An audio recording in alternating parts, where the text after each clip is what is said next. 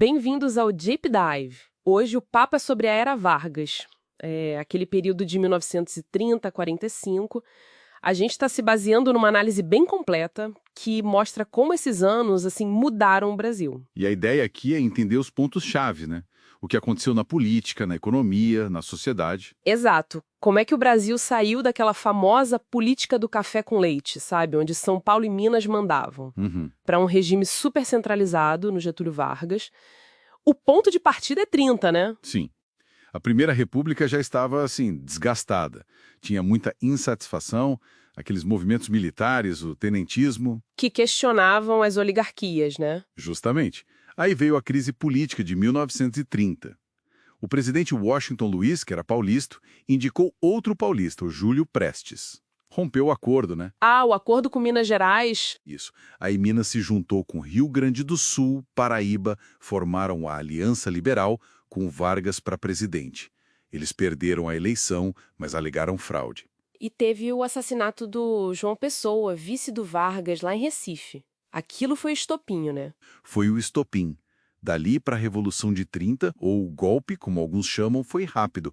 Em outubro, depuseram Washington Luiz. E o Vargas assumiu. Governo provisório.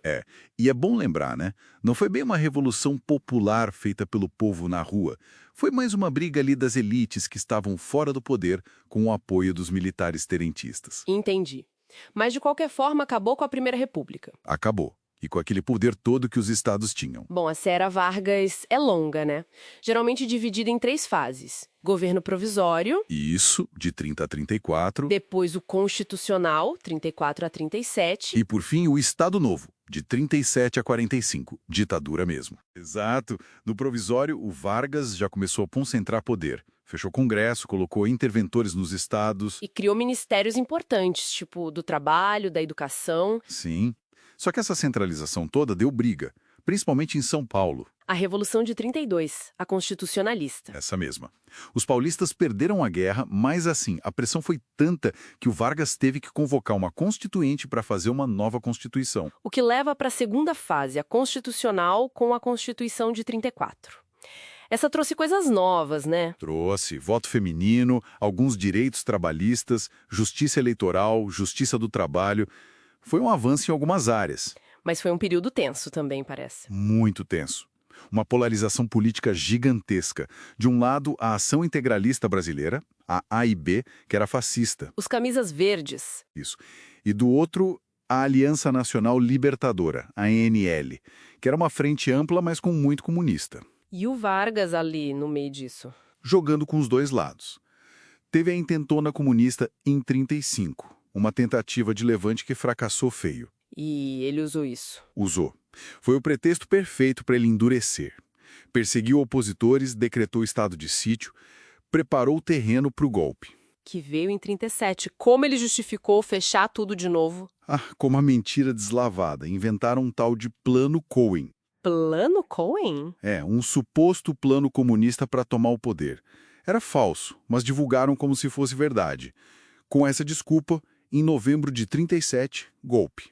Cancelou a eleição, fechou o Congresso de novo. E impôs uma nova Constituição, a de 37, apelidada de Polaca, super autoritária, esperada em regimes da Europa. Aí começou o Estado Novo. A ditadura varguista. Sem dúvida.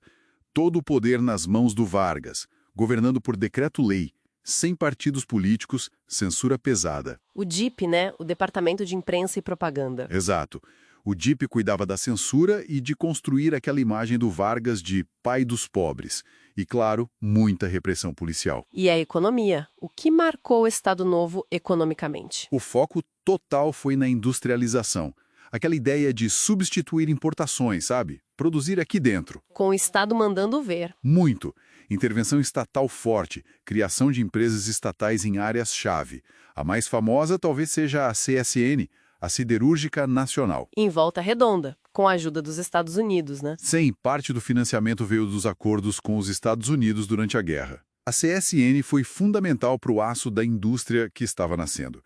Foi uma modernização, mas conservadora. Progresso econômico com política fechada. E o lado social, o trabalhismo. O trabalhismo é a cara do Vargas. A CLT, Consolidação das Leis do Trabalho, de 43, é o grande símbolo. Unificou um monte de leis. Salário mínimo, justiça do trabalho. Isso. Mas era um trabalhismo controlado, né? Os sindicatos eram ligados ao governo. E o DIP, como a gente falou, martelando a propaganda. E na educação? Teve alguma coisa? Teve. Tentaram organizar melhor o ensino, dar mais atenção para o ensino técnico, tipo o Senai, para formar mão de obra para a indústria. Interessante. Mas esse regime todo caiu em 45. Por quê? A grande ironia, né? O Brasil entrou na Segunda Guerra Mundial do lado dos aliados contra o fascismo. Mandou a FEB, a Força Expedicionária, para lutar na Itália. A cobra vai fumar. Pois é. Ficou meio esquisito, né? Lutar pela democracia lá fora e manter uma ditadura aqui dentro.